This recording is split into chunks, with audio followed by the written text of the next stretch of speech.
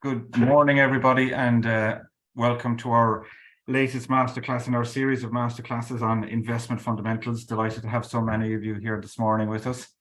My name is Aidan Shine. I'm CEO of South East BIC, and this morning we'll spend an hour or two looking at one important area for startups, especially startups that are either beginning or in the middle of their funding journey, and that is valuations. Always a contentious issue, and we have delighted to have our guest speaker Drew Sullivan here this morning with us to take us through this topic.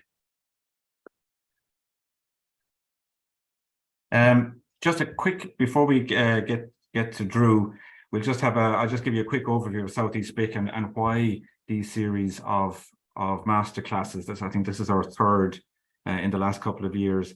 And why these masterclasses are so important to the work we do here in the BIC. We've been supporting and assisting entrepreneurs for over 25 years, 27 years now, and we work very, very closely with entrepreneurs based here in the Southeast.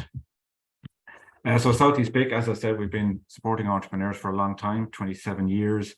We're supported by Enterprise Ireland to work with a specific type of client, I suppose, in terms of clients that are have a scalable story to tell, that they're ambitious, they're export focused as part of their business plan from the get-go. And to that end, then it's important that these companies have a funding strategy in place in order to enable them to scale and to grow. So in terms of how we do that on a practical level, so we work very much one-to-one in a customized way with our clients, and we meet clients along various parts of their journey. So some clients are coming in at concept level, and there we focus very much on the business model, getting your business model right and ready before you ever go near a business plan. Other clients come in, they're at a particular part of their journey where they're looking for investment. So we have a phrase that we use internally, that great startups can't fund themselves. So at some point you'll have to go either for public funding or private equity funding in order for you to grow your business. So a part of that journey then is to prepare companies for that phase of their development. So they'll have spent a lot of time on customer discovery, product market fit, their revenue model, their route to market plan, their financial modeling, in order to get to a place where you can get in front of investors. So as I said, if you want more information, have a look at our website, southeastbic.ie. You can sign up for our newsletter. You get information on upcoming events that we have planned for the rest of the year as well, both in person and online. So I'm delighted that we have Drew O'Sullivan here with us this morning to take us through this masterclass for the next hour or so. Drew, I think, all on preparing for investment models, process, and that all-important piece around valuations. So Drew is a lead equity advisor, venture capitalist, and business development advisor with Intertrade Ireland. He offers one-to-one advice for early-stage, high-growth ventures that intend to raise funds in the next 12, 18 months or so. Probably a lot of you on the call would have come across Drew during your time or during your startup journey as well. He's also managing director of Serafina Capital and a member of the expert jury on the European Innovation Council SME instrument. So Drew has huge experience and wealth of knowledge that he can bring to our masterclass today. And before Drew, I'll just invite you, Drew, to start sharing your screen. And before that, just to tell everybody that we want this to be an interactive session. There will be an opportunity at the end for a Q&A, but we're delighted to take questions during the session as well. So please use preferably the Q&A box. Use the chat box if you want, but preferably the Q&A where we can keep tabs on the questions. And Drew, whether he knows it or not, is happy to take questions during the masterclass itself. So rather than let Drew talk for all of that time. So please do, if something strikes you as Drew is speaking, do put your question in there to the Q&A, and we'll get to that question. And then anything we don't get to, we will get to at the formal Q&A at the end. So at this point, I'll hand you over to Drew. So Drew, do you want to turn on your camera and your mic? Thank you, Aidan. Guys, good morning. Pleased to be speaking to you. And if I can apologize, the reason this kicked off a couple of minutes late was 100% up to me, not the team at East BIC. So sincere apologies, and it meant no disrespect to them or to you in that. So my background, as Aidan said, so I'm about 20 years in the fundraising landscape on the island of Ireland. I've been a venture capital investor at one stage. I run a few different accelerator programs, public and private funded. I work half-time with Intertrade Ireland on the delivery of one-to-one clinics with companies. So I have about 150, 170 one-to-one meetings each year. I help them on the seed corn competition, and I help them on the venture capital conference, which happened yesterday up in Grove Park. And I do workshops like this for them, so that's half the time. And for a few years, I also ran the European Angel Fund Ireland for European Investment Fund. So I didn't pick out the companies, but pick the angels, and that portfolio is about 80, 90 companies. And for want of a better phrase, super angels with a really good investment track record and really good at helping companies get their deals closed. So my background is, amongst other things, probably seen over 1,000 companies one-to-one over the last 8-9 years with Intertrade, and done a bunch of other stuff. So I appreciate valuation as a touch point for people. I'd love to say here's the magic formula. I can give some context to it, context of what's going on currently. There's some nice graphs at the very end, and apologies, some of the templating here. As I indicated, I think Rosemary during the week, this is not just it's a slightly different context to do this, what I'm doing in an hour. So this is some highlights from, we have around 3 hours, or sorry, a session of 3 seed finance workshops that we deliver and have delivered over the last few years online with Intertrade. So this is some of the highlights of that, with additional some updated information. But if you enjoy this, if there's value in it, you're also free to, they're free workshops. You can sign up for those workshops on the Intertrade Ireland website. We have 3 of them coming up during the next month as well. So to kind of dig into some of these areas, and there's a few areas I'm not covering here, in a bit more detail. More than happy if it's interactive. I'm going to speak quickly. The slides will be available. I'd prefer to have questions during it, because I know myself, if something doesn't get answered, it's in your head and it niggles you for the, it can distract you from appreciating the rest. And chances are, if you ask the question, you're asking with 20 other people.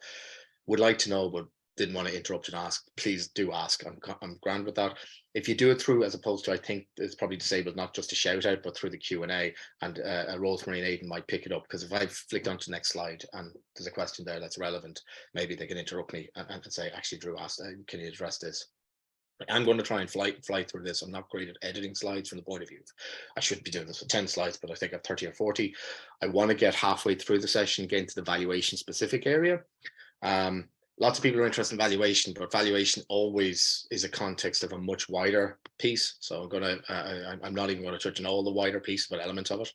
But again, hopefully it's of use, and I'm going to try and shut up after about 11 o'clock or 10 past 11, in order that we can open it up for a discussion. I'm afraid I can speak for Ireland, so I could keep on going. So this is not the agenda. So as I went through this, we're doing more than this. We're not doing business models. I am talking about unit economics, but I'm talking about the fundraising process, and I'm talking about valuations. So that's actually, first off, the agenda. If I move away from the agenda slide, I'm going to talk about unit economics. I'm going to, and briefly, I'm not going to do a lot on it, but briefly, it's one of the fundamental underpinnings of business plans, business models. And it's a kind of a shorthand for a lot of investors and a lot of entrepreneurs. They understand what a business is about. So I'm going to address that first. I'm going to talk about the fundraising process in terms of a few slides on that, and then I'm going to talk about the valuation, and kind of, in a nutshell, investors, venture capital investors and angel investors need extraordinarily high multiples of return on their investment every time they invest in a startup, for the simple reason that there's a high failure rate, there's a high risk rate. Their money is locked into the startup for maybe up to 10 years. So they, as a result of that, they can only really back companies that might give them 20 times their money back, which means if they invested a valuation today, let's say they put 500,000 into your business today, and they invested a valuation of 2 million pre-money and 2.5 million post. So that means they get 20% of your company for 500,000. They can only do that if they think there's a potential for the company to worth 50 million or more. And that is, if I take 2.5 million and multiply that by 20. Okay. So, and there's the elements of it where you need to go, well, actually the dilution, etc.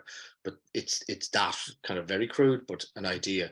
So if you can't project the exit valuation, it's not so much project, might be the wrong word.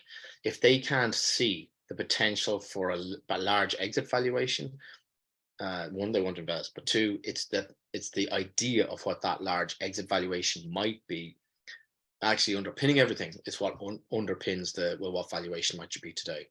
Then there's market dynamics. Then there's lots of other dynamics around it. But that's it in a nutshell. Will they get a big stonking return?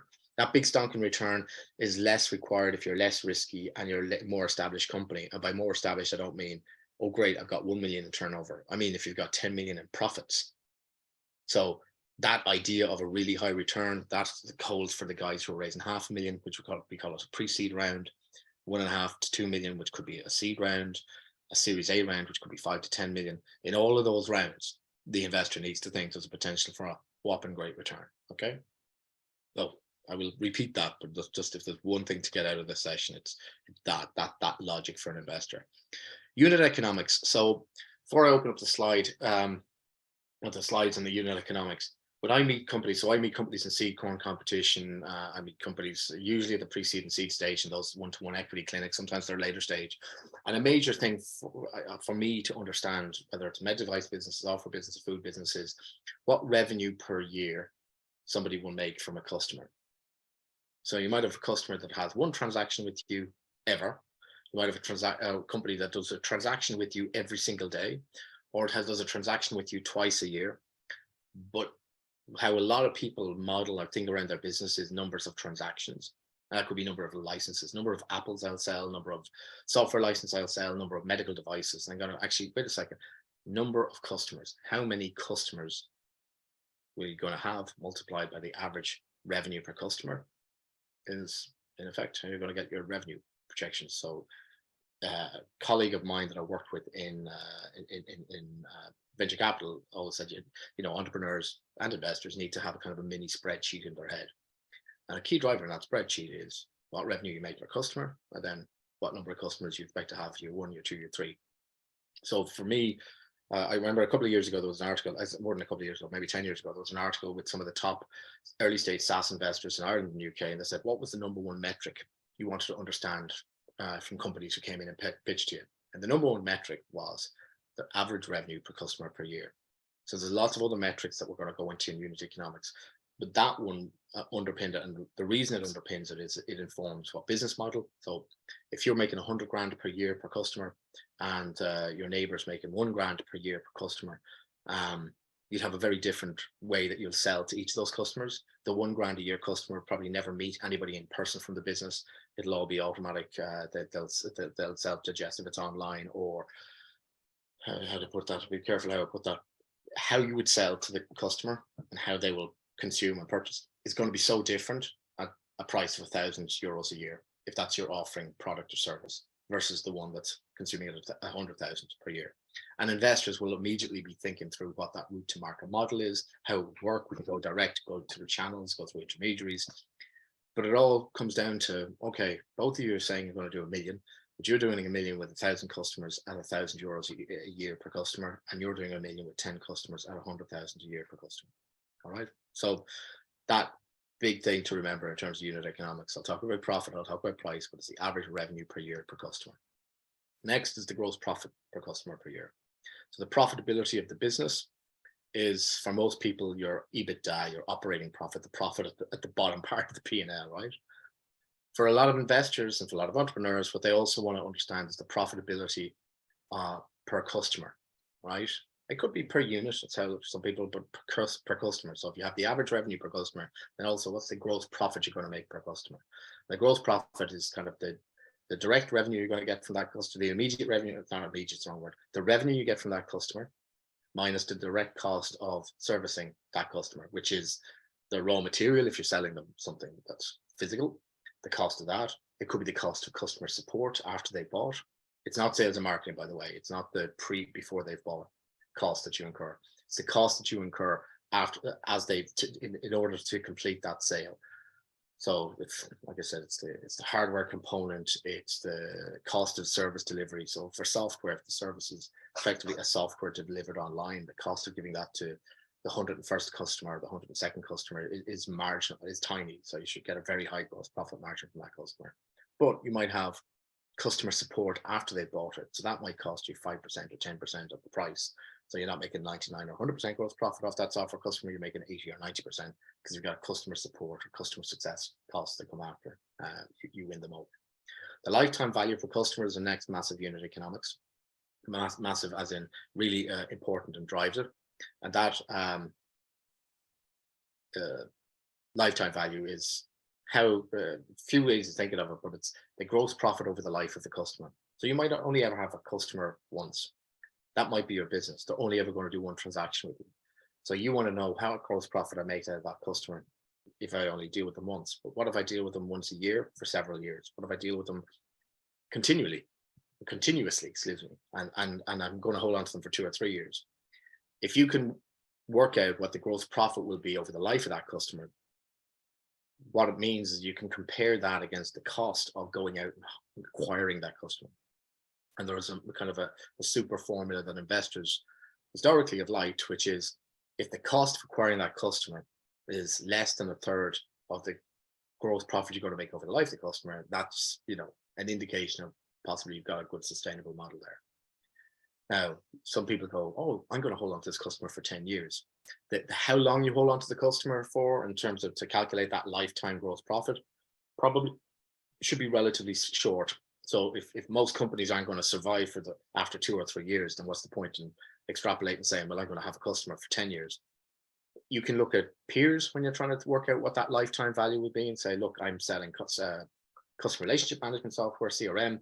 If I look at peers that are quoted in the stock market like Salesforce, it looks like they hold on to their customers for, I'm making this number up, I don't, 7.5 years. So if I say I'm going to hold on to my customers for 3 or 4 years, most, you know, that's a pretty reasonable assumption. So will I make enough profit from them in those 3 or 4 years that it's well higher, like 3 or 4 times or more higher than the cost it'll be cost me to acquire? And if so, I think I might have an interesting scalable model. All right. Next, the cost of acquiring a customer. Cost of acquiring, so the most important thing for most investors will be that first piece, the lifetime value. Well, it's also clearly important, well, how's that relative to the cost of acquiring? As you scale a business, you'll hope to maybe generate more revenue and more gross profit, not just from more customers, but from each customer. You might upsell them and cross-sell them and make even more revenue and profit out of them. The cost of acquiring will adapt as a plucky company that is a year old may have different ways and means to acquire a customer, but as it scales, it's going to have to build out a much more robust, stronger sales and marketing team. What I'm trying to say is your CAC will be very unique to you in the early years, but investors will have a sense of what the CAC should be when you've grown up to 2 or 3 years, because they'll have visibility of what CAC is, it not just inside their own portfolio companies, if they've made multiple investments broadly in your area and space, but we'll have a sense of what, if you're targeting those kind of customers with this kind of offering, using the channels that you're suggesting you're going to use as you scale, then roughly it should cost you $1,000 per customer you acquire. So you'll spend $1,000 trying to talk to 10 prospects, and most of those prospects will say no, one will say yes. So that yes isn't costing you €100, it's costing you the €100 for that yes and the €900 for all the no's. So the whole lot costs you $1,000. They go, okay, your cost of acquiring one customer for all the sales marketing spend you made, you've gotten one customer, it cost you $1,000. So they will know what that industry benchmark is. If you're in, how will you find out what that industry benchmark is? You're going to have to research online. You search online for the customer acquisition costs for peers. So some that are publicly quoted will have said what the customer acquisition costs are in some of the papers that have gone out there. You will find analyst reports out there. You will find people who look at companies particularly, and this is, I would say, not everybody's a software as a service, but I will flag that a lot of my language and a lot of what I'm going to talk about probably reflects thinking in my head. I'm thinking of software as a service model, but like everything I've just said, average revenue per customer, gross profit margin, and cost of customer acquisition. Well, that is language that is very prevalent in software as a service. It's relevant to every business, and it is used by most investors, most advisors, most entrepreneurs now who've started business in the last 3, 4, 5 years, when thinking of the kind of their business model and the profitability of their model. So if you are software as a service, people like Thomas Tungus does amazing stuff online. Lenny's newsletter is a really, really strong resource. Saster, there are a few resources out there that will give you, if you hunt through the content that they've put online, material around lifetime value and CAC for different customer segments, because they've analyzed them for different enterprises that have been addressing different customer segments, whether that's B2C, which is aiming for consumers, or whether it's going certain enterprise or B2B, whether it's going after SME, large companies, small companies, etc. Okay, but this is massive, and I'm not going to talk too much more about it. Lifetime value, it's another way of calculating lifetime value, but broadly it is how much growth profit I'm going to make over the life of the customer. Let's say you're a 6-month or a year-old company, and you're going to go, you know what, I think you're going to hold on to the customers for 2 or 3 or 4 years, but I don't have, I can't look in a rearview mirror because I haven't been in business for 3 or 4 years. So as I said, you use comparators. You can potentially use calculation using churn. Now, this works if you've a relatively high volume of customers, which means you may only been around for 6 months, a year, but are you a business that has been able to acquire 100 or 200 customers? So, 20 in January, 30 in March or February, 30 in March, 50 in May. If you have a relatively high number of customers you've acquired, you can use the churn rate, which is how many you lose over a given time period, either a month or over a year. And there are calculations. This is a very rough formula there, but there are ways of calculating a lifetime value. Basically, what you'd say is, I've acquired 100 customers in January, and of the cohort I acquired in January, assuming this is an ongoing service and they're staying with you continuously, and you're making money on a monthly fee or something, then the customers I've acquired in January, I hold on to 100. I've got 100 of them. In February, just looking at the cohort I had acquired in January, do I still have 100, or did I lose one? And imagine you lose one in January, or sorry, one in February out of that cohort from January, and in March out of that same January cohort, you lose another one. And in April, out of that same January cohort, you look and say, oh, I've lost another customer. So you start with 100. It's the idea that over time, you can use a formula to calculate and say, you know what, you're losing about 1% customers per month. What does that mean? Well, if you use the formula to say, on average, you're going to hold on to your customers for 40 months or 50 months. And so you can kind of go, okay, I haven't been around multiple years to know how long I'll hold on to a customer, but I can use a churn rate. It only works if you've got a high volume of customers.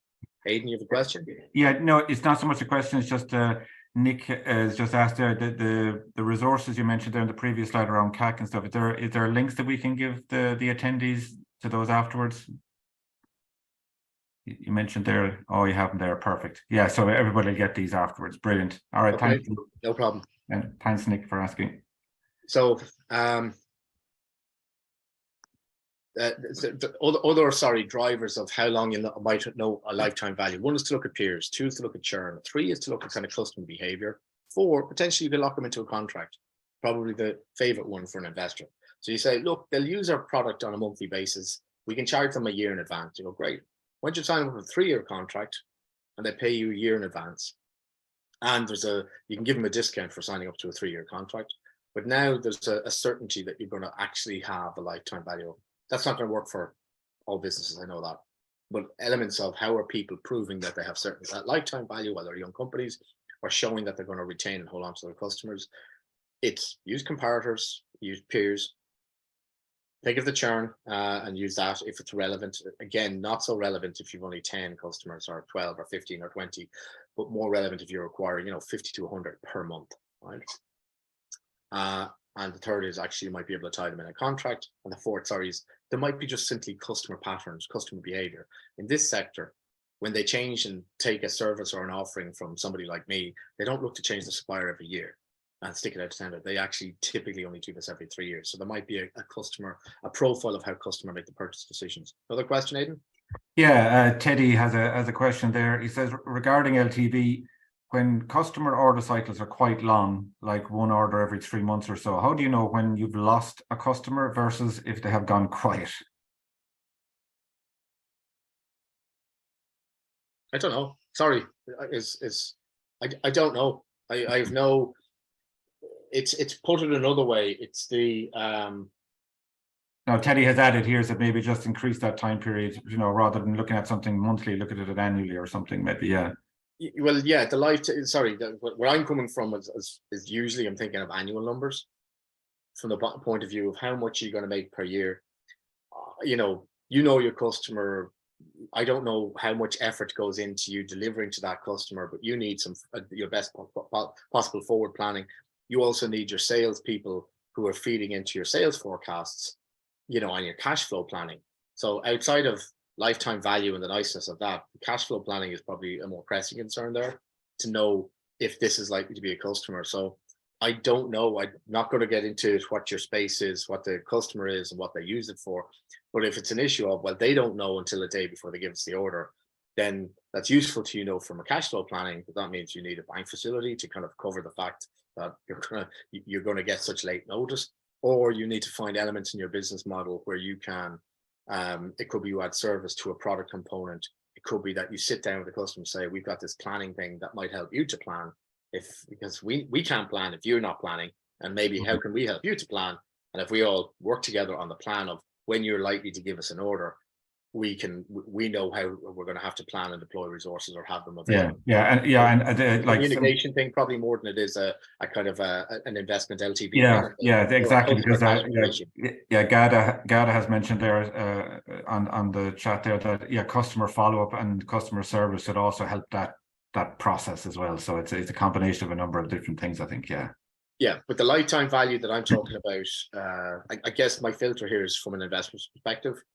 What you're describing there from an entrepreneur's perspective, investor would be secondary. It's cash flow, your own cash flow planning, probably primary, and looking at your cash flow planning and qualification of sales pipeline and all that kind of communication and the predictability and what their decision process is and how you can work as closely as possible with them to have as much predictability as you can. Okay, great. And if you can't, then you need to have 2 or 3 prospects every time so that 1 or 2 can fall out of bed and 1 is in there. So it's a different, I'd say it's a valid question, but maybe a different area to talk to than investor stuff. Okay, good. That's all right. I don't mean to put it aside like that. Great. Customer acquisition cost. So how do you work out cost? It's your sales and marketing cost over a time period. So customer acquisition cost for some people is like, oh, it's my Google ad spend. It might be, but it might be a lot more than that. So imagine you have a team of 5 people. There's a CEO who puts half of her time into sales and marketing. There's a couple of tech people that are building product, and there's, let's say, 1 marketing person. So over this business, whatever they're selling, that they get, they acquire a few customers every month. And you might be kind of going, okay, that's grand. And like, how long is the customer kind of sales process? You go, it's 3 months. Okay, so what's our customer acquisition cost? So you might go and say, well, for January, February, March, how many new customers did we close in that time period? You might go, 10 customers. Great. And over that time period, how much did the marketing person cost us? And you go, I'm going to make up numbers, all right? $2,000 a month. All right. So, or $4,000 a month, excuse me. Okay. So grand. So that's 12 grand on a marketing person. That's definitely part of our customer acquisition costs. Any other costs said, well, actually the CEO spends half her time also on sales and marketing activity. Said, okay, how much the CEO? The CEO is also $4,000 a month. Then I was grand. All right. So $2,000 a month from the CEO. So that's, what's that? 6 by 3. That's 18 grand so far. Oh, we also we pay for website hosting. We get third-party advertising and PR. And we also pay, so that's another 5 grand. You kind of go, okay, so 18 grand for 5 grand, 23 grand. Anything else? You got to go, well, actually, I know a lot of remote working. That's team works in an office, and that office comes with rent and it comes with insurance, and there's other overheads associated with the business, telecoms and all that. Those overheads cost 5 grand a month. So grand. For 5 grand a month, with 5 people in the business. So that means for each person, roughly an overhead, we'd allocate $1 grand. So the CEO is half time and the marketing person's full time. So you go, in terms of the sales and marketing activity. So you go, okay, so of the 5 grand fixed overheads I've described, 1.5 grand of that is also allocated to sales and marketing. So over a 3-year period, 3-month period, excuse me, that's 4.5 grand. So I add up 18 grand allocation of salaries, 5 grand, I think I said, for third-party PR and advertising, so that's 23. And in terms of the other fixed overheads associated with rent, broadband, etc., 1.5 people comes out to 1.5 grand, 4.5 grand. So that's 18 plus 5 plus 4.5. 9.5, that's 27.5 grand. So you say we acquired 10 customers, or we closed 10 customers over that 3-month period. It's a 3-month sales cycle for the customers, and a cost over that 3-month period is 27.5 grand. So it's 2,750 to acquire a customer. So yeah, but Drew, what if that's a funny period? It's a bit lumpy, it's a bit this, it's a bit that. Fine. It's the same exercise for the customers that you close in February, March, April. Same exercise for March, April, May, and you'll get a sense. But that's really useful for an entrepreneur as they are understanding their business. From an investor's perspective, they might go, yeah, but your CEO and your marketing person are going to cost you a lot more in a year, 2 years time. So as you scale the business, those costs will go up. However, as you scale the business, your access to your reputation, your brand, your channel marketing, there's a whole bunch of stuff will get slicker. So that kind of, it should be more efficient. In other words, some of your early stage CAC is worth tracking, and there might be a huge difference between that CAC and the LTV, and fantastic. And there's room for us to double the CAC, but the CAC sometimes doesn't automatically go down. You think it might go down as the company scales, might also go up, but there will be some industry benchmarks. But it's one of those things you should be tracking early on. One, as an entrepreneur. Two, investors will be interested to know that you're tracking it and interested to know what it is. But they will also have some benchmarks of their own as to what it might be. Okay, that's when you're turning over 100 grand. But when you're turning over 5 million, here's probably what your CAC benchmark is likely to be. And that's what we use. So if that CAC benchmark is many times the order of magnitude higher than your current CAC, because let's say you were able to get your first customers locally and you were able to knock on the door, but by the time you're doing 5 million, 80% of your customers are going to be in the UK. So it's a whole different ballgame, how you're going to acquire them, etc. The investor would like to drill into that and understand what your assumptions are about that when you scale to 5 million. However, the big thing will always be for the investor, will the LTV be the same or will it be higher? So when you're comparing this LTV to CAC ratio, it's really useful for you to track, understand both of them can change over time, and understand from the CAC perspective, there should be benchmarks out there or a sense of how much it could or should cost us, okay, as we scale. But you should be able to measure these things today. So I'm not going to ask you to do that. There are the resources. I'm already a little behind, so I'm going to keep motoring on. So fundraising process, raising angel investment or not. So this is partly what I wanted to touch on. Should you raise money or not? So I come from the part of the startup ecosystem that you're probably going to need to raise capital. This is how you should go about it. The very first thing you want to do is see if you can do it without raising capital. So if you're doing a medical device, go on somebody's body and it's going to cost you 5 million to get there before the FDA gives you clearance, or 10 million, then yeah, you're going to have to raise a big bunch of private capital, angel and VC, and probably a big bunch of public grant money. There are a huge amount of businesses, they don't need to raise angel capital or venture capital. They can do it through founders' savings, and they can do it through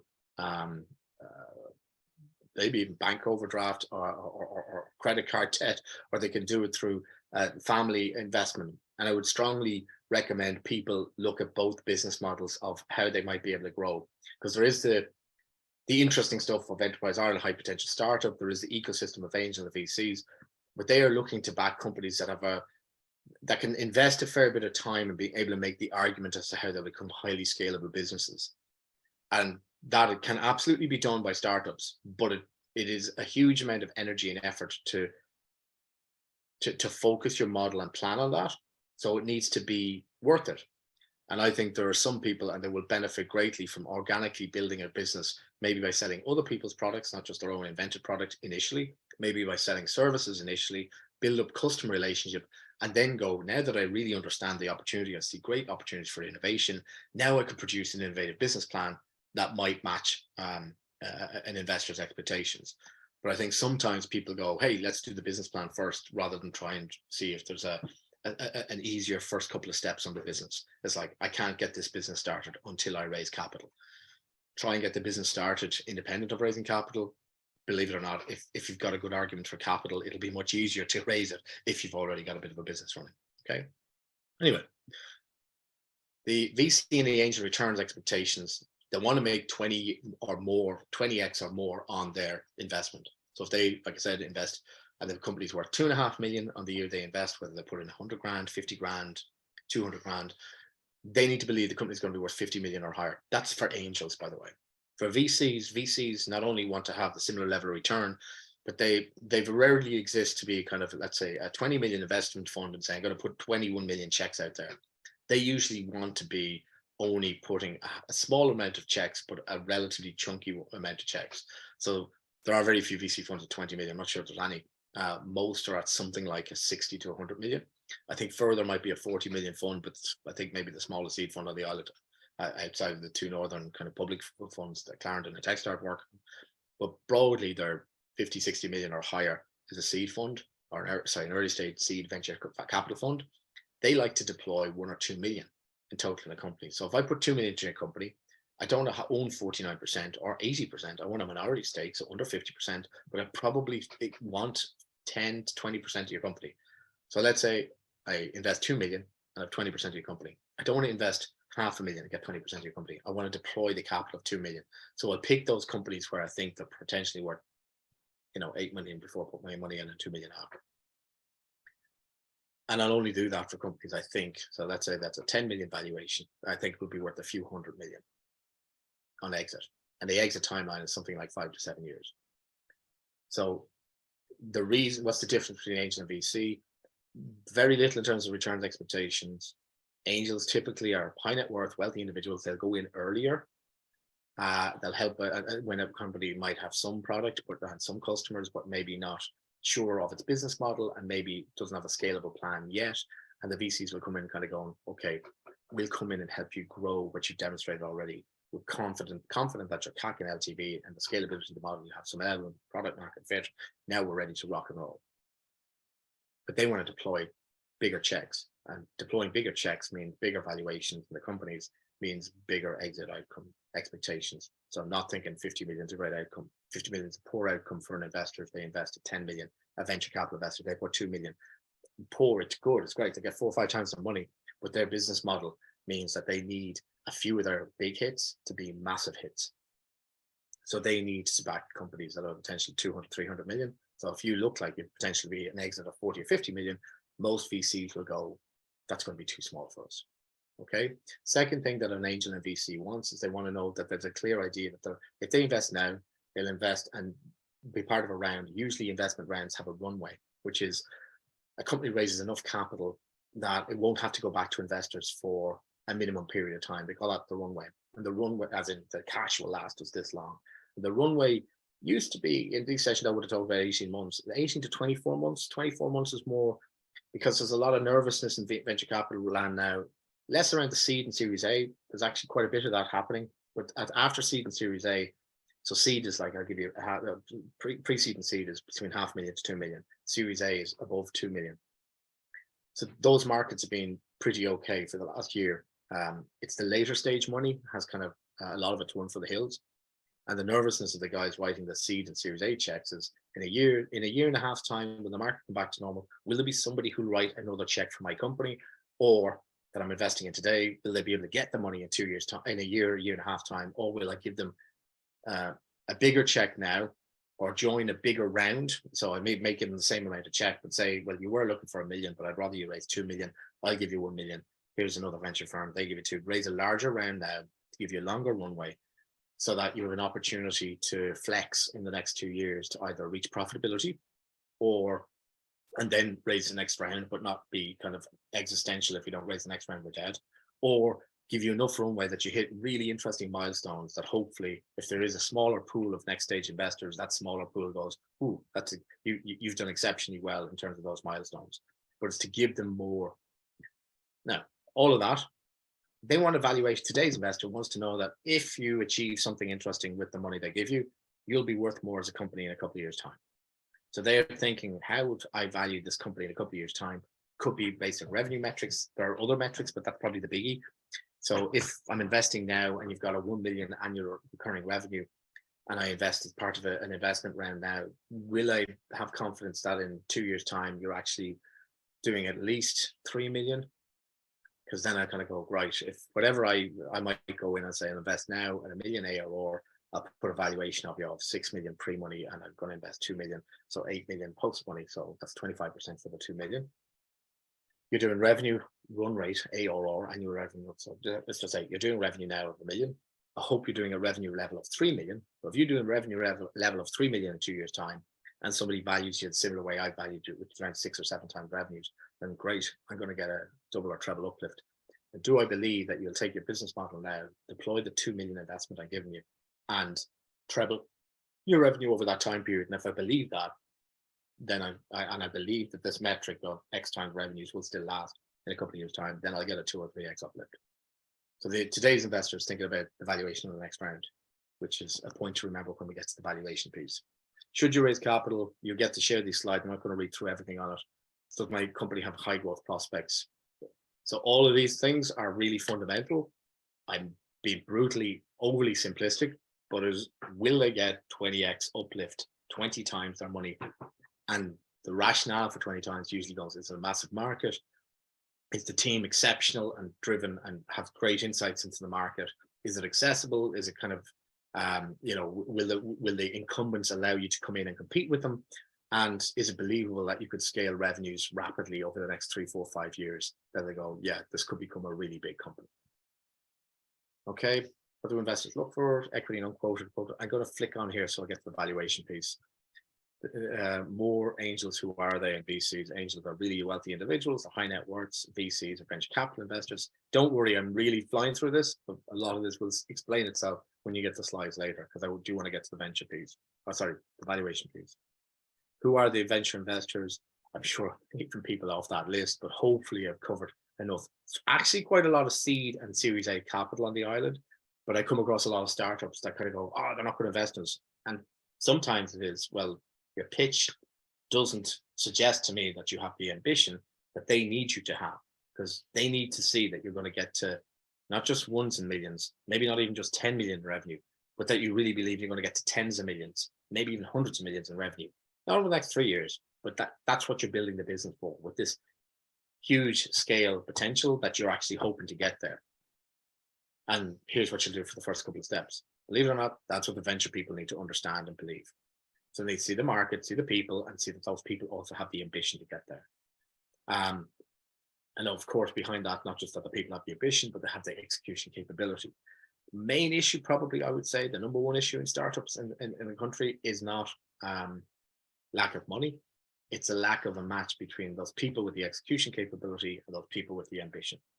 As in, there are ambitious people, but they either struggle or they can't demonstrate the execution capability, or there are loads of people with execution capability, but they're not really sure they want to go down the roller coaster ride, which it is, of raising capital to hit the 50 or 100 million revenue target, because I think it'll be easier to only aim for a 5 to 10 million revenue target, and it's not.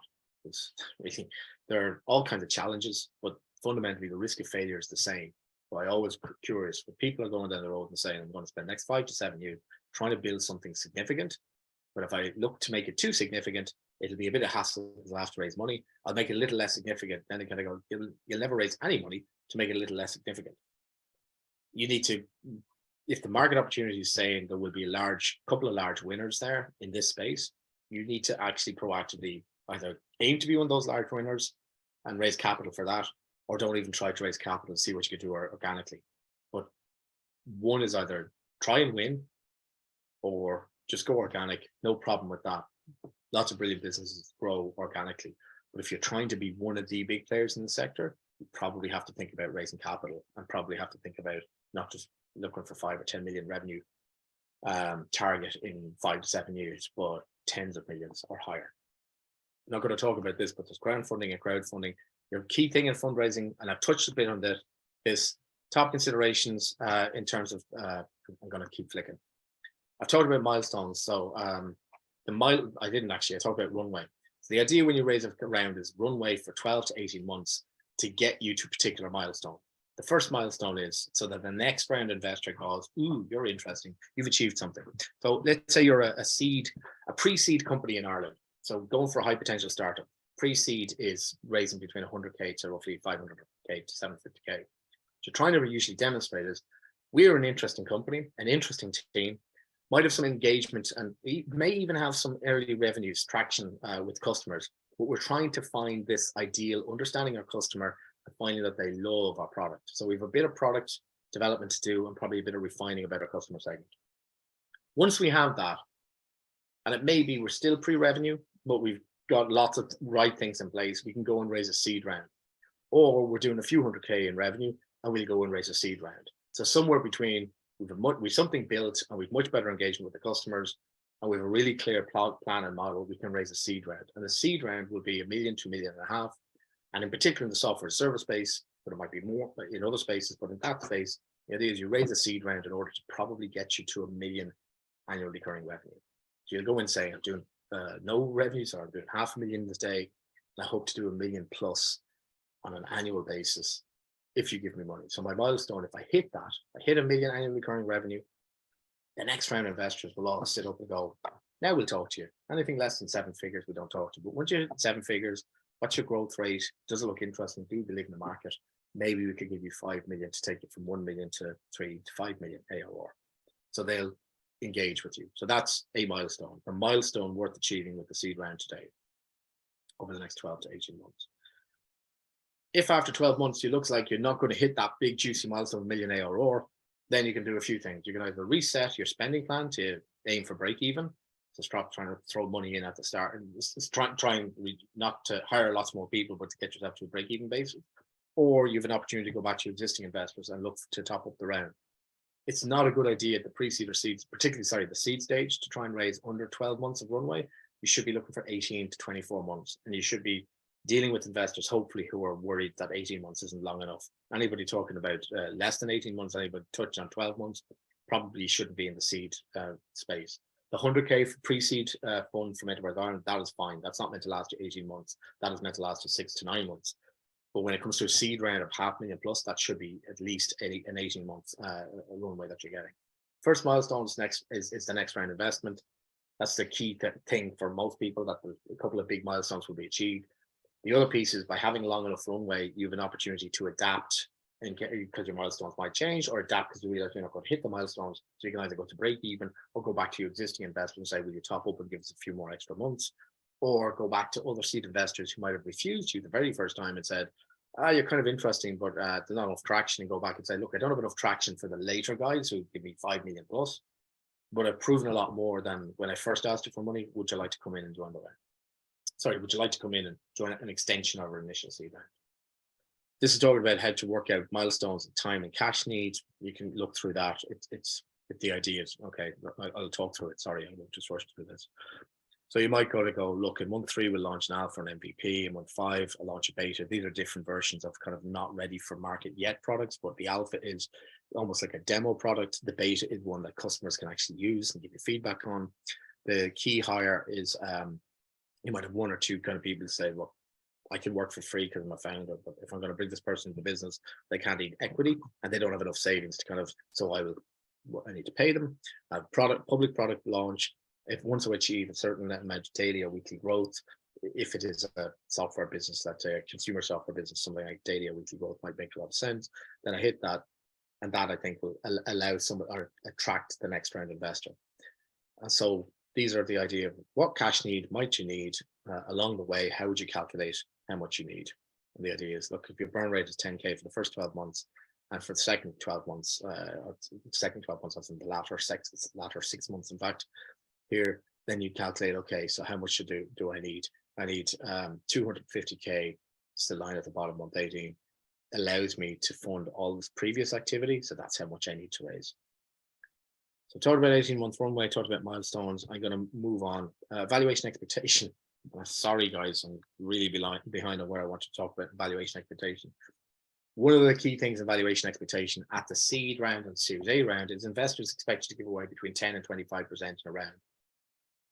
You need to be giving away enough that they get a decent chunk of the business, but at the same time, they know you need to leave enough on the table so that there's a next round investor can come in. And when I say enough on the table, the concern for a lot of early stage investors, pre-seed, seed, and Series A, is that yes, they want to have a bit of shareholding themselves to make a return, but they know that the founding team can't be squashed down too low. They need the founding team to feel like they're incentivized and they're in control of the business. So for most Series A investors, the ideal is that the founders still own about 50-51% of the business or more after the Series A round. And so at the pre-seed, seed, and Series A round, the expectation we give away 10 to 25% of the company each time. For you, you want to be close to 10% to 25. 10 to 25% doesn't sound like a gigantic range, but if you're raising 2 million, giving away 10% for 2 million values your company at 18 million. If you're raising 2 million, giving away 25% of the company for 2 million, you value the company at 6 million pre, 8 million post. The previous example, I said it's 18 million pre, 20 million post. So it's actually a massive range, the difference between 10 to 25%. You want to be giving away investment close to the 10% and 25%. In Ireland, you'll be doing really well to give away close to 10% at a seed round. So let's say the pre-seed round, the HPSU level, you could be giving away up to 20%. And you still have to get what they call like a chunkier seed round of 1 million or 2 million. So try and, as much as you can, keep yourself down to giving away 10%. So it's just this market expectation. I have a few slides on valuations, and it's curious, around 18%, between 16 to 18% in the US is how much people are diluting when they raise a seed or a Series A round. Those seed and Series A rounds, the numbers are bigger than they are in Ireland, but it is interesting that the dilutive effect is well within the range I've described. It's about 16 to 18%. Question, Aidan? Yeah, just timely there. It's from Ken. Drew, in your experience, is there a difference between valuations in different geographical markets, for Ireland versus UK, for example? And tagged onto that, is it easier to raise money in the UK versus Ireland, or vice versa? So valuations first, I suppose, in different geographical areas. So they're linked. You'll get a better value. They're linked, and the way to think of it is in terms of geographic. It's the geographic area of the supplier of capital. So if the investor is Dublin based, or let's say Ireland based, Dublin based, you will get a different valuation than if they're Belfast based. And I'm going to emphasize if they lead.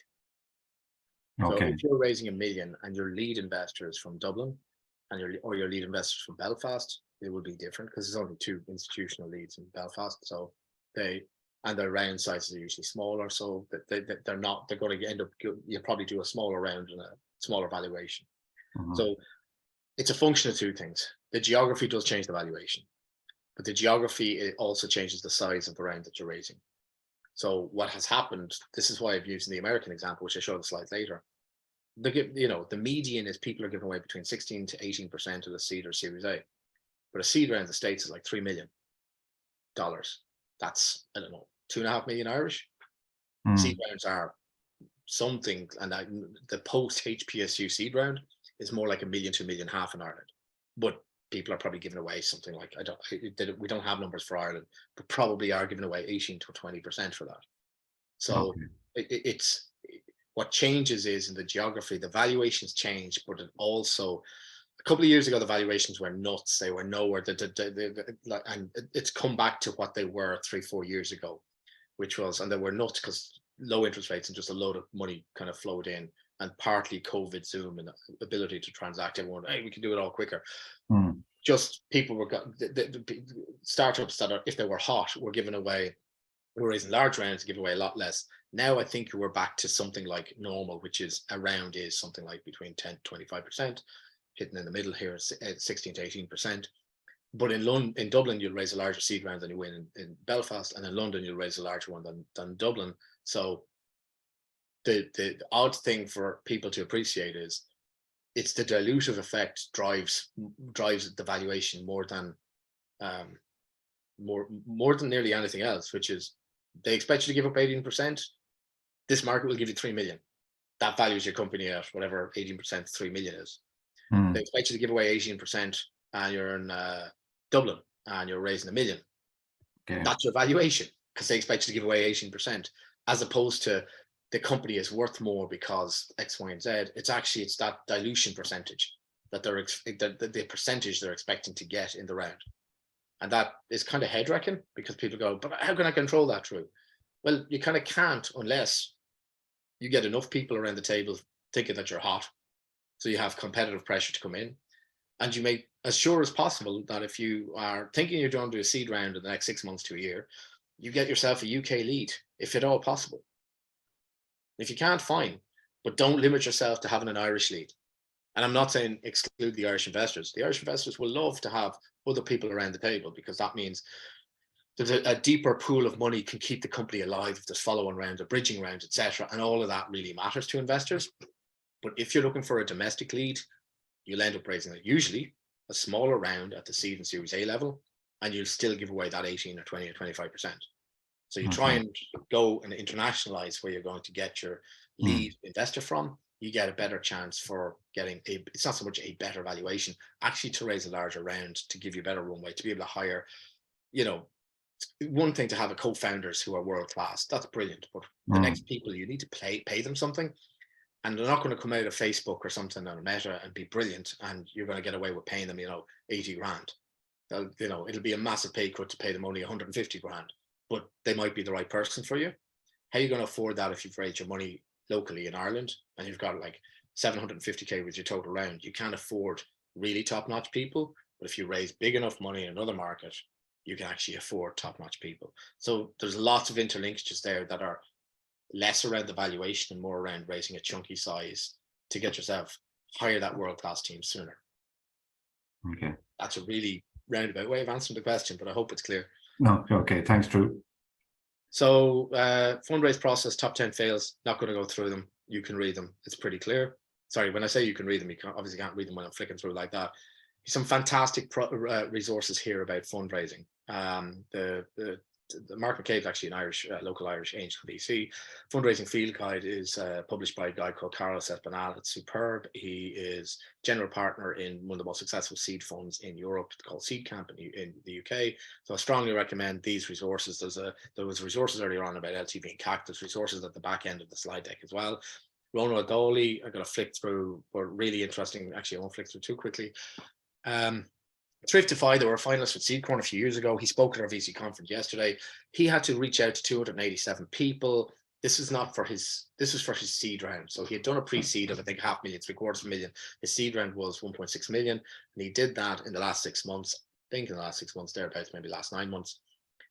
That was the number. He had to reach out to 287. 100 took a pitch.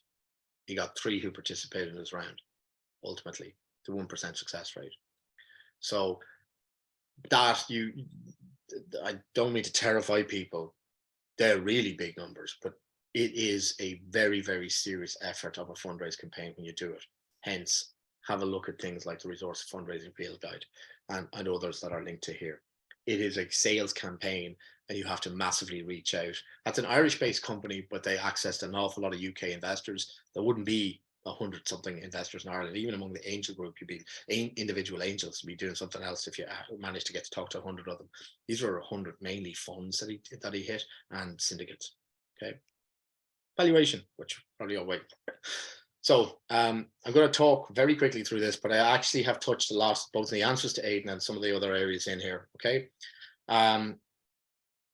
If I want to buy shares in Apple, and I'm going to call it Apple, but I'm going to make it a pretend company for a moment, and a company called Apple or like Apple.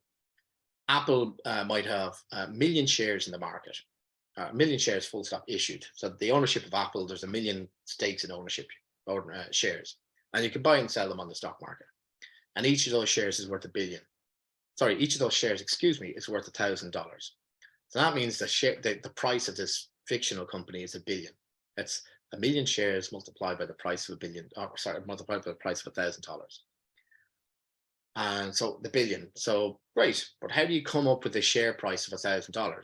How does the market decide that's $1,000? Well, actually, what they do is bunch of smart people in Goldman Sachs, JP Morgan, and all the stockbrokers, they sit down and they do a discounted cash flow model of the future profitability and free cash flow. It's basically the future profitability of this company. And they model it. They model it out to multiple years. And then they do a discounted cash flow, which is what's today's money value of that. And they come back and say, today's money value of all these future cash flows is $1 billion. How many shares are in issue? A million shares in issue. Okay, that values each share therefore at $1,000 each. Why am I saying all that? The fundamental driver for most stock market, the main driver, sorry, I would say for most companies in the stock market is the modeling out of their future profits. So what has happened is people look at the current and next year's profit, and as a quick shorthand, they'll say, okay, what's this year's profit for Apple? So I've said Apple made its company up again. It's valued at $1 billion. And let's say Apple is doing 100 million turnover and it's doing 20 million in profit. Somebody will go, okay, if Apple's doing 20 million in profit, that means 20 million profit goes into $1 billion 50 times. So 50 Apple is worth 50 times the profit. Then let's say Samsung are on the stock market, and let's say people say Samsung and Apple are identical. I know they're not, but just in your head, imagine they're identical. And somebody goes, okay, Samsung is doing 1.5 billion in turnover, and it has profits of 50 million. Somebody would go, okay, if Apple discounted cash flows in their market and all of that, we think is worth 50 times profit, then Samsung, which is very similar and comparable, and may have the exact same features to its forecast and the exact same thing driving, it's probably also worth 50 times profit. So it's worth 50 times 50 million, which is I think 2.5 billion. And my point is, a lot of stock market valuations, they look at the profits, and the shorthand is multiple of profits. This company is worth, it's in a sector, and all the companies in that sector are worth 50 times profits. Here's another sector, it grows less sexily, it's very reliable, but it doesn't grow, and it's gonna, so the reason 50 profits probably reflects that Samsung and Apple are going to grow their revenues and grow their market and be innovative and all that. There might be other stage companies that are good, but they're not going to set the world on fire, but they've had very predictable profits for the last 10 or 20 years, and they'll be predictable for the next 10, 20 years. And they might be worth maybe 10 times profits or 20 times profits. But that valuation on the stock market matters, and it's also, there's a liquidity there, because I can buy and sell the shares. I can buy Samsung shares today, sell them 2 seconds later. The same with Apple shares. As you go down the stack, they're the publicly quoted companies, are usually really large, and their stocks, the shares are, are liquid, and you can buy them on the stock market. It's only a tiny proportion of the companies in the world. Then you have other companies, they're huge companies, but they're not on the stock market. Then you have other companies that are medium-sized companies, and then you have small companies that haven't really broken through yet. They might be doing under 10 million or under 20 million turnover, but a medium company might be doing 50 or 100. And then you get into startup land and much smaller. And so when they're large and all the way down, you can begin to go, okay, if a publicly quoted company like Samsung is worth 50 times profits, here's another company that looks and smells just like Samsung and Apple, but it's not in the stock market. How much is it worth? People go, probably something similar, 50 times profits, but they'll go, wait, it won't be 50 times profits because I can't buy and sell their shares. So they'll reduce the valuation a bit because there's no liquidity in the shares in that company. So they might say it's 40 times profits. Then you get to other companies and they're never in the stock market, and they may have no peers in the stock market. And somebody will go, wait, 4 or 5 of those companies were bought, there were transactions. Let's say a bunch of medical device companies, they don't look and smell like any of the medical device companies in the stock market, but they're being bought and sold for 50 million or 100 million or 200 million. Some people will go, okay, were they bought for multiple times profits or multiple earnings, or what was the valuation basis? So when you get beyond the stock market and direct comparisons, people might begin to look, were there transactions in the market where companies were bought and sold? What were those valuations, and were they X times profits or Y times revenues, or were they a function of how many users or how many patients they served or how many users that were using? So you get into these other metrics that are kind of known in M&A corporate finance land, but may not be publicly available. Then you get to startups. So how does a startup get valued? Well, if it attracts money in the first place, because people think it might be a huge outlier success, so people are looking and going, wait, great market, great team. Now I might look at them and say, don't believe the market's there, team's brilliant, or the other way around, I think the market's going to be huge, but that team's rubbish. There'll be differences of opinion, but largely somebody somewhere decided to put this high risk capital in because they think there's a potential for the company worth 20 or 40 or 50 times more over the next 5 to 7 years. But how do you compare one startup with another startup with another? It ends up being that the suppliers of capital have a huge determination on what a startup valuation is. So if you think that, let's say if I'm a venture investor in Ireland and I see all the deals in Ireland that are looking to raise $1 million or between 1 to 3 million, and I say, look, I'll invest in anything between 1 and 3 million. That's my investment side. I decide to invest in 2 or 3. Those 2 or 3, I'm not going to go, oh my God, you said your market is 2 billion. And so I'm going to invest in you and I'm going to give you a valuation of 20 million. And the next one says their market is worth 4 billion. And I go, oh, I'll give you a valuation of 40 million when I invest. I'll probably end up having a sense of the range is I'm going to put in 1 to 3 million into any of these companies. And I expect to get 15 to 25% shareholding when I invest. And if I can get away with that, which is an awful phrase, but if that works and they'll do the business with me, and the fact that of those 100 startups that I'm looking at that I might invest in, that some are medical device, some are food, some are business to consumer, I'm kind of going, look, I'll invest if I can get the right stake in the company. And if I believe that this business is going to 20x my money over the next 5 years, which is, so if you were one of the 100 companies, you might be saying, hey, I wonder how I'll convince Drew and his venture capital fund that we're worth more than the next guy or worth less than the next guy. will I discount cash flow it? Will I do this? Will I do sexy financial models? Actually, it'll come down to, does the investor want to invest? And can I put pressure on them to accept a higher valuation because I have a lead investor from London? Or can I put pressure on them to do a different valuation? Because I can refuse their money. I say, actually, some of the investments that you're looking at will die if you don't invest, so you've loads of leverage over them. You're the only option, but you're not my only option. I have revenues, I have profitability, in fact. So if I don't like your terms, if I think I'm worth more than you're offering, I can walk away. So it's that competitive tension about how hungrily I need the deal and what options are available to the companies, and whether those companies are going to find their money elsewhere or not need my money because they're profitable. These are the kind of dynamics that drive the valuation, but the valuation ends up being suppliers of capital that deals with them. Don't worry about that. That's a discounted cash flow. And I was talking about public companies. Don't worry about that. That's multiples. That's 2 years old, I think 3 years old, actually, information about public company multiples. If you're in the SaaS business, that's a SaaS funding napkin that's famous. If you're in the SaaS business, if you've ever heard of it, then I'm surprised. 9 Point Capital came up with it years ago, I think 2016. This is their 2022 version. If you're not in SaaS, software as a service, what's interesting is the first 2 lines. Just as an idea, it says, how much you're raising, what's your value, how much you're raising, and the valuation sign on the second line, you see the valuation and the round size. And you can see there's linkages there between that second line and the first line. So if you look at the Series A column, it says you're turning over ARR, which is revenue multiple of between 500,000 to 2.5 million. You're growing your revenue between 2 to 3 times per year. And your valuation expectation might be anywhere, it's a huge range, 25 to 75 million. And the round size might be 6 to 18 million. You could pick medians and averages there, but this is a sense of about a year ago, because the napkin is about a year old. Here were the metrics broadly they were seeing in the market in terms of people being able to raise valuation depending on the stage of the company. Those crazy high valuations, so somebody going in potentially saying, I have 500,000 ARR, give me a 75 million pre-money valuation. Those days are gone. Okay, the days of people being a unicorn with 10 million or less in revenue, gone, or even 50 million or less in revenue, gone. Okay, but it gives you a sense of metrics linked with other achievements, which as you read through them, and you might be able to read them on the screen, but that I'm sharing, but you will be able to read them when we share the deck. Okay, venture capital method. I've largely talked through this idea. Okay, it's the idea that if I'm going to invest, I will work out what your exit valuation is. So if I invest today, if you want my investment, and you say, and I'll use these numbers, 5 million invest. And I say, okay, 5 million, I'll invest. And you know what? I think you're brilliant. I think I need to win the deal. And you've got great metrics. So I'll invest at a 50 million valuation post money. I'll take 10% of the business. I can't make that investment unless I have really good conviction. So I'll be looking at the market, quality of the team. I'll be looking at where the business might grow to, etc. Really good conviction that you could sell for $1 billion or more. And by the way, I might gotta go, you know what, you're going to raise more money after my 5 million. I'm going to get diluted. I won't even have 10% by the time you exit. By the time you exit, I might be looked at 5%. So if that's the case, if it's 5% at the end when you sell, then I need to have conviction you're going to be worth 2 billion. All right. So the numbers here aren't as high as that I'm going to go through.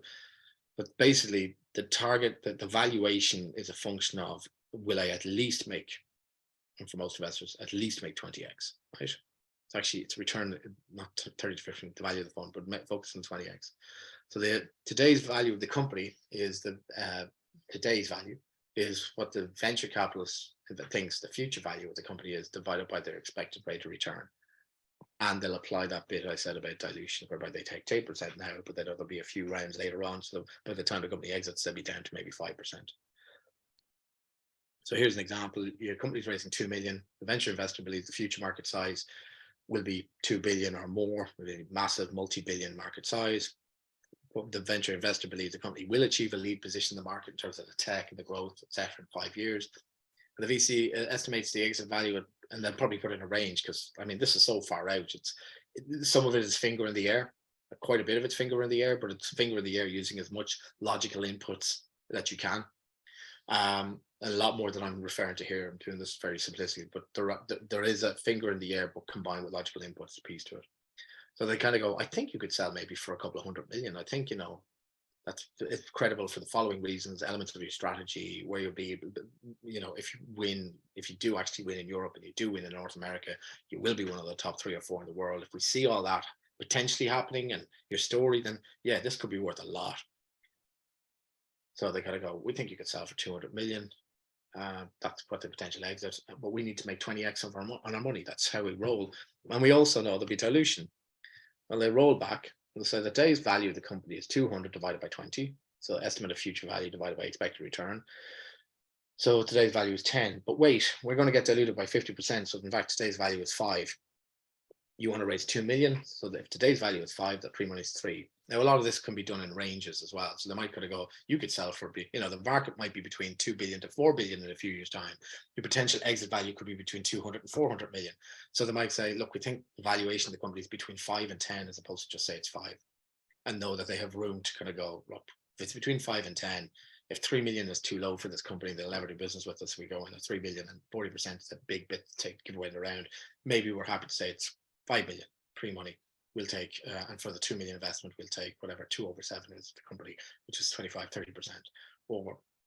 So my point is, it won't be, it's definitely going to exit for 200 million. They'll use maybe more of a range. Other valuation considerations, and I'll end on this point. I'll very quickly show you some other slides, but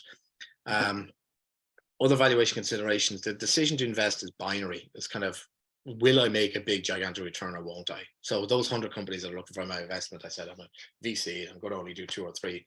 Well, 100 are looking.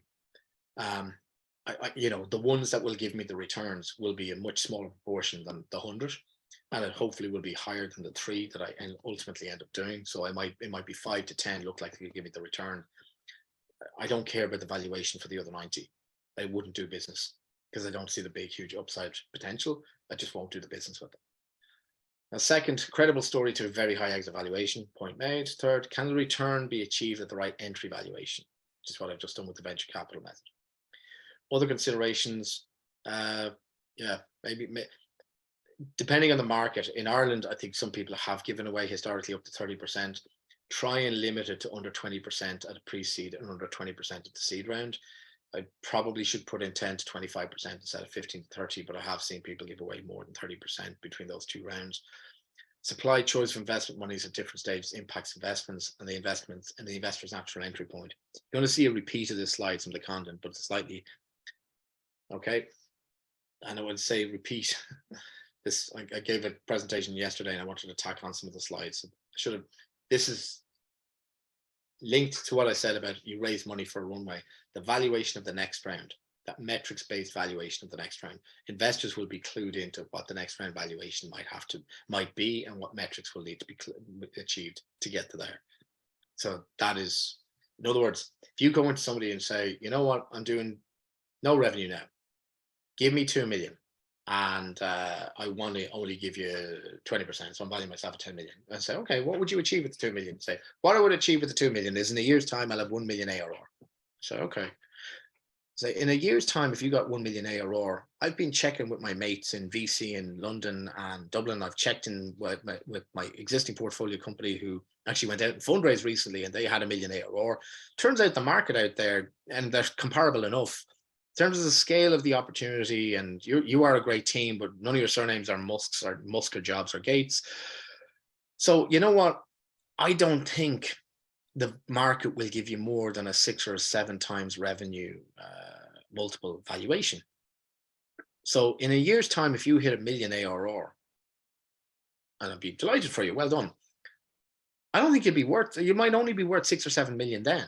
So why would I invest in you now at a 8 million pre-money and 10 million post-money if all you're going to achieve in a year's time, because you've nothing to measure now, your revenues are too low to use them as a multiple, you're all, there's lots of potential I'd invest in, but I know that the metrics you'll achieve in a year and a half time, how that would be valued in the market, and it's actually valued at the same or lower than the money you're looking for today. So investors will have a good sense of what the metrics and those valuations might be in a year's time. So it's not just a function. I'll go in, raise a load of money, and sure, if I say I'll raise 4 million, they'll automatically give it to me between 10% to 25%, as Drew just said. There's a big function is thinking through what the valuation is going to be in the next round. They'll be thinking that through as well, and they'll be going, this is how you'll get valued in the next round. So what does all that mean? Best advice when you're raising money: focus, number one, on the people who can do the level of money you want and the sector that you're going after. Second, talk to the people you're going to need to invest in you in a year, 2 years time. Don't talk to them for the first time in a year or 2 years time. Talk to them now. Say, hi, I know you're a Series A investor. I know we're too early for you. However, this is what we're doing. Does it sound interesting to you? Here's what we think we'd achieve if we raise our seed round, which I know you're not a seed round investor, but if we raise the seed round, we'd like to achieve this. Can you tell me, if we achieve that, one, would you guys be interested? Two, how would you guys look at valuing us? How do you look at valuing companies if they hit these kind of milestones? Can you give us a sense? And you can have that conversation with those Series A investors now. Not enough people do. They rely on their seed investors to have the expertise about what the Series A investors will look for. And while the seed investors, I dearly hope, do have some of that expertise, you need to validate that yourself and start building those relationships with the future investors even now. Okay, so other pieces here. Here's some median UK and Ireland VC pre-money valuations by stage, angel seed and early stage VC. That is from, I'm trying to think, is that PitchBook? I think that might be PitchBook. I'm really sorry.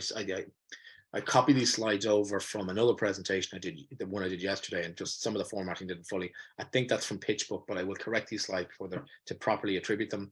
I got the money from PitchBook and Carta.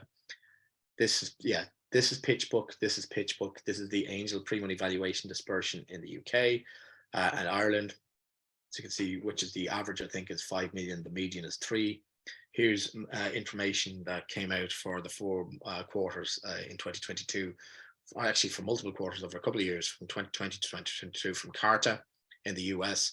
And actually, this is where I was talking about the 16 to 18%. You can see the median amounts raised, and then you can kind of see the valuations. Anyway, that's useful information. I'd love to have Irish data for that. We don't. Best I have is the UK and Ireland data. So Q&A, gone on and on and on there. Sorry, Q&A, guys. Do you want to any questions? Yeah, thanks, Drew. Yeah, Declan has a question there. With the runway of IPOs from the LSE, London Stock Exchange, should we discount London for follow-on rounds and look to the US? So for tech companies, NASDAQ is the barometer for not where you should raise money, but when valuations go up and down on NASDAQ, it's like when somebody gets a cold, who gets a chill? Seed investors react really quickly to what they see on NASDAQ. The valuations have dropped like a stone on NASDAQ for the last year and a half, broadly in tech companies, particularly software as a service. So that has impacted a lot of the kind of the funding people along the funding side. Seed and Series A actually not impacted so hard. Later rounds has. Should you raise money in the States versus? So the issue about raising money in the States, money is still very local. So in my head, I have a question mark whether all this money that was raised over Zoom during COVID, whether that was some of the problem in 2020 and 2021, in terms of it was too easy to do deals. And where some people kind of sat in their hands and said, I'll let the other people rush in and do deals with people over Zoom versus who they have never met. And then kind of go, right, it's a cooling off of that. I think because it's local, you want to, and by follow on, I'm thinking seed and Series A. I'm actually thinking pre-seed, seed and Series A today. If that's what you're aiming, if that's the market you're in, you should be going to London and having talking to investors there as well as in Ireland, Dublin, and outside Dublin. In terms of follow-on, if you were looking to raise a low 10 or 15 or 20 million, London is still a huge financial center. But you're at a stage there where you could think about hiring corporate finance advisor to help you work the US market as well. But if you were looking to raise under 10 or 15 million, broadly, you should be fine between Ireland and the UK. If you can access the American market, it is difficult to access without an advisor or actually boots on the ground.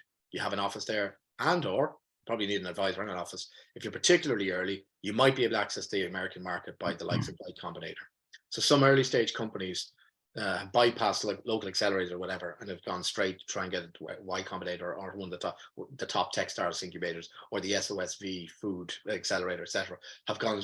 That's a good way to get boots in the ground at the very early stage and a network on the ground in a foreign market like the States.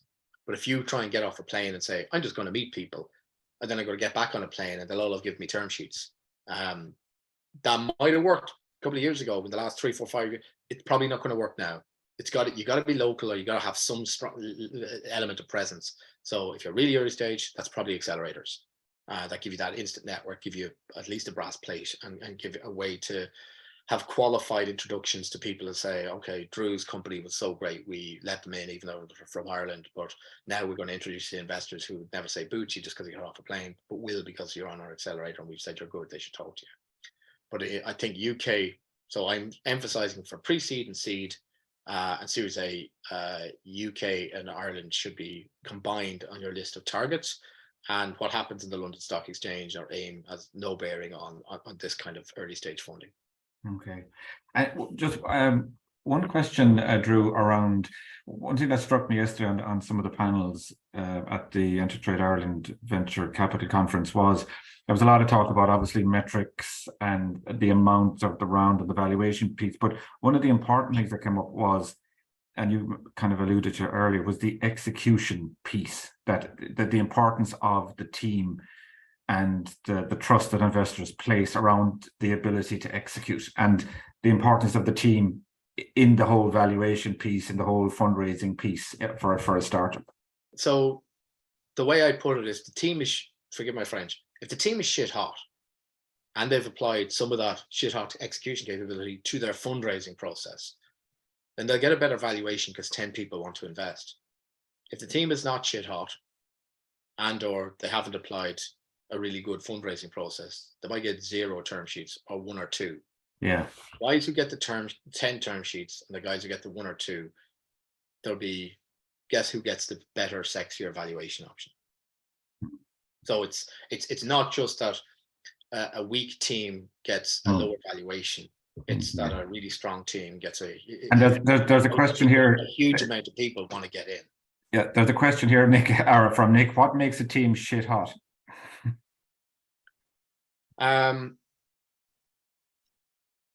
So the pedigree of the team can be, so people might shorthand a couple of things. MIT, Stanford, wow, maybe you're geniuses, right? So some of that, and it's bullshit, some of it, but some of it is that. Some of it is, have you achieved exceptional things that aren't necessarily even a normal work career? Some of it is, okay, so you're trying to do something in social media and you're ex-Google or Meta or you're ex-this or you're ex, so the pedigree of where you worked, interesting brand names that suggest. So like McKinsey is one of those consultancies that, you know, whatever they do, people are going to go, hard to be in McKinsey. So maybe whatever you do, you're going to turn your hand to well. So there's stuff you can't fix, which is the history stuff of, was I fortunate enough to be, you know, in any of those brands? The next thing is, and by the way, the very early stage, that stuff actually has weight. So if you have any of that stuff, don't hide it under a bushel. And if you don't worry, right? So what? You can't do anything about it, so why stress? What you can do stuff about is show people that with no money, practically, with only your network and your insight and element of capability, you've been able to show that there's a really interesting market opportunity because you've been able to build something that works partially. You've been able to get a traction with brand names that people go, what? It's like, but that multinational, but how'd you do that out of, you know, Dunshaughlin County Meath, or how'd you do that out of Waterford? How'd you do that out of Mayo? When those guys they're multinational, but they don't even have a base in Ireland. How did you access them? How did you reach them? So you can impress people with exceptional traction. Okay. Sometimes people are just way better storytellers than others. They kind of go, wow, she can talk the talk, but can she walk the walk? And then kind of goes, well, I've got these guys are endorsing us. These guys said they'll use a pilot. This person is an amazing entrepreneur, and everyone wants them on their advisory board or to be an angel investor, and they are an angel investor with me. So it's all of this stuff that's signaling at core. Some of it's bullshit. Some of it is like I don't really like that. I was in Y Combinator. I was in this. I was that. It's like, so what? You got an accelerator. But if they said, here's my customer traction. Here's my traction with really interesting people on the team. Or here's my traction with really interesting advisors and or investors. So the shit hot thing is how well you build up that case and story. Okay. With what execution you've achieved in previous roles, previous careers, or what execution. Sometimes the most shit hot thing is, you know, I went to a school you never heard of. I worked for people you've never heard of. Wait till you hear about what I've built for customers you have heard of, and wait till you hear what they say and how they're trying to pull it out of my hand, even though in theory everyone said they stopped spending on tech a year ago. How are they spending money on you guys? So it's how you demonstrate, even with the minimal resource you have, that you've made really smart choices and executed well on those on team formation, customer engagement, and execution at some level on the technology. Does that help? No, that's great. Yeah, Nick, who asked the question, said that's great, and it gives me lots of good ideas. Just one final question then, Drew, and briefly, if you can. Gada has asked for tech startups. What about? Sorry, Aidan? Yeah. You guys might have time constraint. I am okay, and people might need to go because they've got proper lives to go on to after help. I'm okay to stay on for another few minutes if that works and suits for you, and if any people have further questions. And if also if it suits you, Aidan, sorry. Yeah, no worries. Yeah, we'll take the questions as they come. So Gada has asked a question for tech startups. What about safe notes and investors in Ireland? And we've heard a lot about safe notes recently. They seem to have come out of nowhere in Ireland anyway. So what's your thoughts on them, Drew? So two things have happened that are unusual in the last couple of years. First of all, the NDRC, the safe note was invented by Y Combinator 10 or 11 years ago. So investment in early stage in companies for many, many years have been ordinary shares, equity. When venture capital came along, it began to use things like preference shares, which I think were probably an invention from mezzanine, but they used this idea of preference shares. So shares with additional rights, not only to get money off the table if there was a big juicy exit, but to have additional rights on voting, on decisions and consents, and different rights, sometimes on liquidation preferences, which is I'll get more money off you have 10% and I have 10%, but you're an early angel and you've ordinary shares. I preference shares venture investor. So when somebody buys it for 100 million, we're not going to get 10 million each. I'm going to get 15 million and you'll get 10 million because I have other preferential stuff going on with my shares. Okay. So those preferential shares came into being. For early stage companies, there was this idea, it's really hard to value them. So the convertible loan note came into being, I don't know how many, 20, 30, 40 years ago, whatever, 20, 25, 30 years ago. The convertible loan note was the idea of, it started as an uncapped idea, which was, you know what? I don't know how to value. You're two geniuses with a deck, and seem to know what you're talking about. And you need 500,000. I'm a rich person, and I can give you 500,000. I'd love to see what you do with it. How much are you worth? They go, we don't know. I say, well, I don't want. I'd love to say I want 99% of the business, but if I ask for 99%, you'll go no. So I know it needs to be something between 5% to 30%, some kind of large range that you guys won't scream at if I ask for, but we don't know. So we can spend a lot of time going back and forth and horse trading, or I'd say, look, I really actually would like to get the deal done. You'd like the money, so let's do a convertible loan note. I'll convert at a discount to the next round. So instead of trying to price the round out for the valuation, I think if you guys do what you say you're going to do in the next 6 to 12 months, you'll achieve some really interesting things. And Sequoia or one of these big venture funds will come in and want to put 5 million in, and they'll price the round. They'll say, we're going to put 5 million in. We'll value at 20 million. So we'll take the 25%. It's to 20 million pre 25 post. So they get 25. So I know that a big round will happen if you achieve half of what you're promising to achieve with my 500,000. That rolls on. My loan will convert to a 20% discount. So sounds great. Except actually exactly that happens. Backs a few geniuses. They really were geniuses. They really executed, and Sequoia really came in with a juicy pre-money valuation and a new big round after a year. But then I realized, holy shit, I invested 500K. Wait, we said a 20% discount. So what's my money worth? And I went, yes, we raised money from Sequoia, 20 million pre-money. Your 500,000 is going to convert to 16 million pre-money or 16 million valuation. I'm going, that's a 20% discount to 20. I'm going, wait a second. I'd never have invested at you guys at a 16 million valuation. I just shot myself in the foot, didn't I? I gave you guys money to increase the valuation to a point from a woolly point, we weren't sure what it was, to a point where I'm now investing at a 16 million. I'd never do that. So the investor put the cap in, and another reason for convertible loan notes versus equity was there was a huge notion of convertible loan notes quick and easy legally, but equity was really complicated. You had to get loads of consent, so it was just a very cumbersome and a legal process. That became a lot easier, and convertible loan notes became a lot less vanilla. And I remember reading blog posts 10 years and more ago where people are going to go, as venture funds, we've stopped touching convertible loan notes, more complex than they're worth, because they ended up negotiating the valuation in what's called a cap or a ceiling.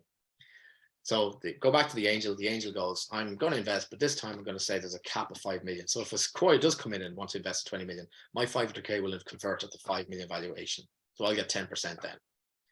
So the cap ended up becoming a standard thing in most convertible loan notes. And that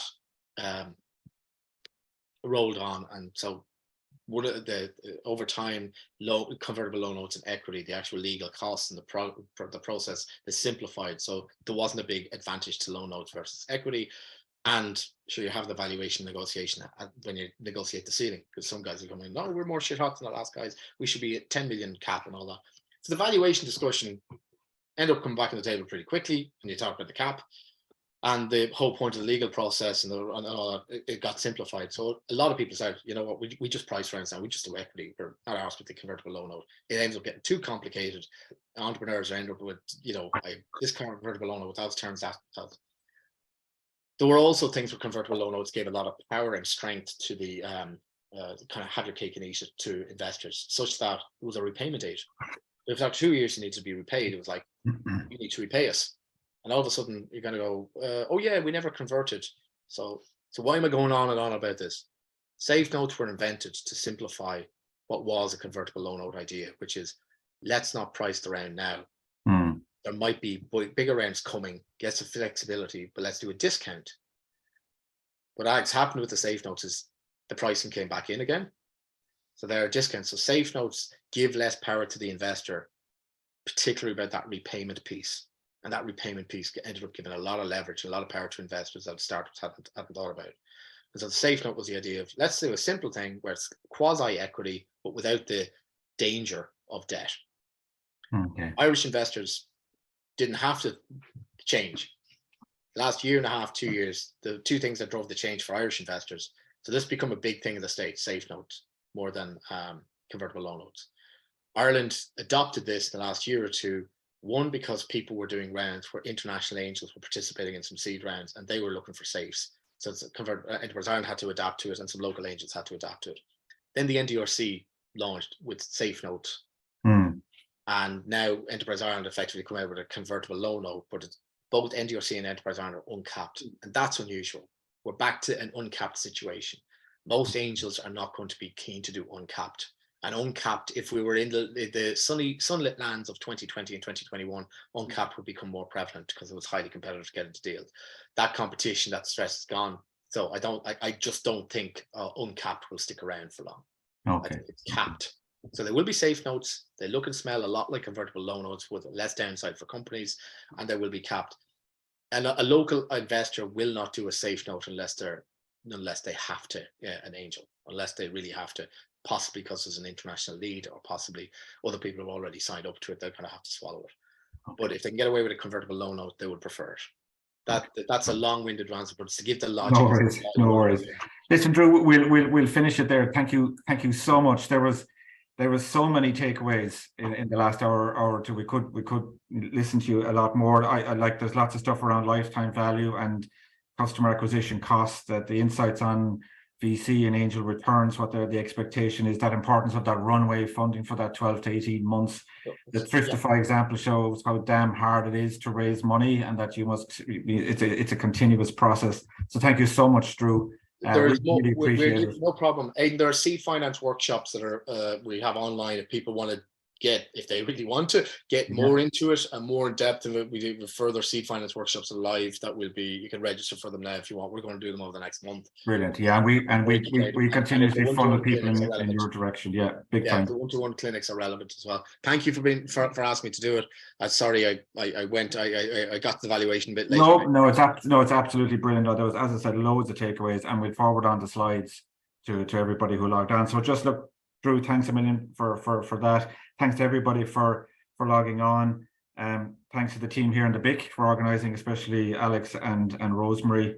I'd encourage people to register for our newsletter. We've upcoming events both in person and online. We have a female founders event coming up. We have a funding startup event coming in the autumn, and then in the latter half of the year we have our annual big pitch competition as well. So do register with us, and we'll keep you up to date of what's happening here in the BIC. So with that, thanks everybody for logging on, and we'll see you again soon. Thanks a million.